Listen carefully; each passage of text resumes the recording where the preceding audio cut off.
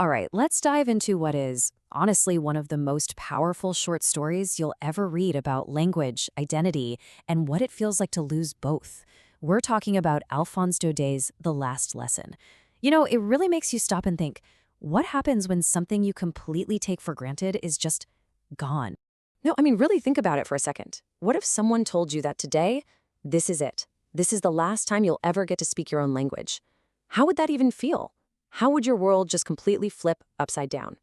That single question, that's the beating heart of this whole story.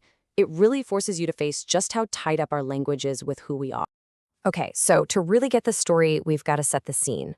The year is 1871. France has just lost a major war, the Franco-Prussian War, and because of that, two of its regions, Alsace and Lorraine, have been handed over to Prussian rule, German control.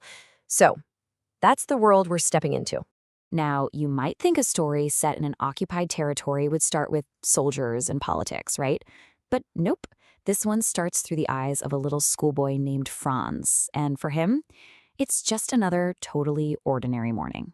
Well, I say ordinary. Franz is actually in a bit of a panic, but it's for, totally normal kid reasons. He's running late for school, and worse, he hasn't studied for his grammar lesson on participles. And his teacher, Monsieur Hamel, is super strict. So Franz is pretty sure he's about to get into some major trouble. And on his way to school, the world is just full of things way more interesting than participles. I mean, the weather is warm and bright, the birds are chirping, and, oh yeah, there are Prussian soldiers drilling in a field. But from his point of view, they're not some scary occupying force. They're just part of the background. Honestly, they're a lot more interesting to watch than thinking about homework. So as he's rushing past the town hall, he spots a crowd gathered around the bulletin board. Now, this is a bad sign. For the last 2 years, that board has been nothing but bad news. Lost battles, draft notices, new orders from the occupiers. He has this fleeting thought, what's up now? But he's in too much of a hurry to stop and actually read. But when he finally gets to the school, that fear of getting in trouble, it just vanishes. And it's replaced by this deep confusion, because everything is completely different today. See, usually the school is just a chaotic mess of noise, right? You've got desks slamming, kids shouting out their lessons, a real great bustle. But today, it's silent, unsettlingly quiet, like a Sunday morning. And right away, Franz gets this feeling in his gut that something is seriously wrong. And then he sees his teacher, M. Hamel. And that's clue number 2. M. Hamel is dressed up in his absolute finest clothes. This fancy green coat, frilled shirt, an embroidered silk cap.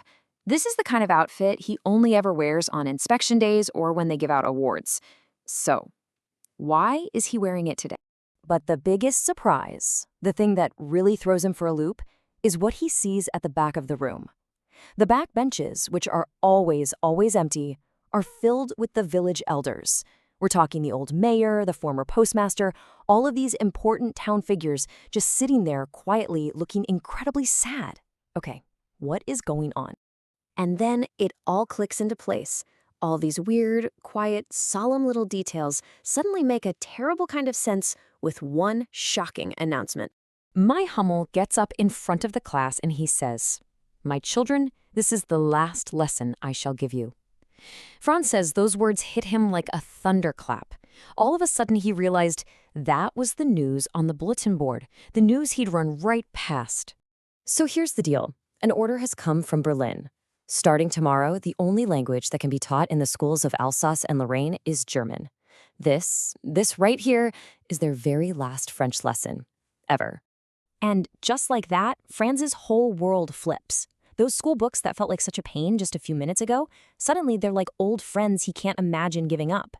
He's just hit with this massive wave of regret for every single class he skipped, for all the time he wasted.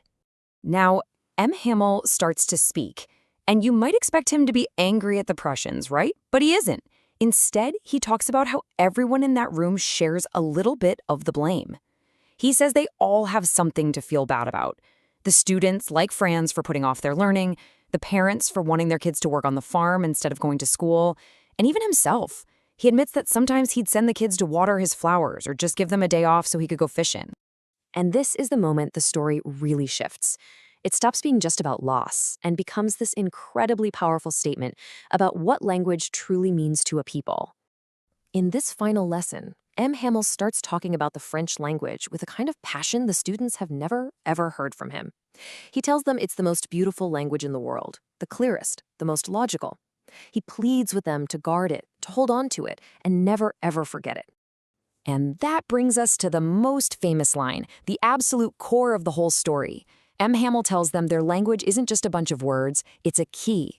He says that when a people are enslaved, as long as they hold on tight to their language, it's like they have the key to their own prison. It's their hope, their identity, their path to freedom.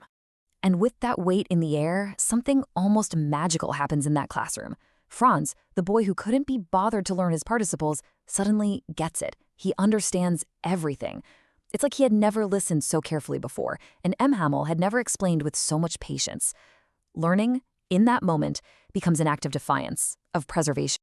While all this is happening, Franz hears the pigeons cooing softly on the roof, and this incredible thought pops into his head.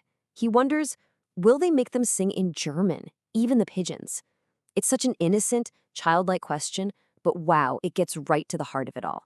It shows just how absurd and unnatural it is to try and force a whole culture out of existence. And that brings us to the end, the final, absolutely heart-wrenching moments of the last lesson. You can just imagine the air in that room, thick with all the things nobody can say out loud. The class just moves forward with this incredible, quiet dignity. After the grammar lesson, they do some writing. M. Hamel has these new pages for them, and they all write France, Alsace, over and over. France thinks the pages look like little French flags flying all over the classroom. Then they have their history lesson. Everyone is just completely locked in, until the church clock strikes 12. And at the exact same moment, they hear the trumpets of the returning Prussian soldiers. It's over. Time's up. Monsieur Hamel stands up. To Franz, he suddenly looks as tall as he's ever seen him. He opens his mouth to speak, to say goodbye, but he can't. He's just choked with emotion. The words just won't come. So since he can't speak, he turns to the blackboard, grabs a piece of chalk, and with every ounce of strength he has, he writes 2 words as large as he possibly can. Vive la France. Long live France. And that's it. He doesn't say another word, he just leans his head against the wall and motions with his hand. School is dismissed. It's this final, silent act of defiance, a lesson so much more powerful than any words he could have spoken.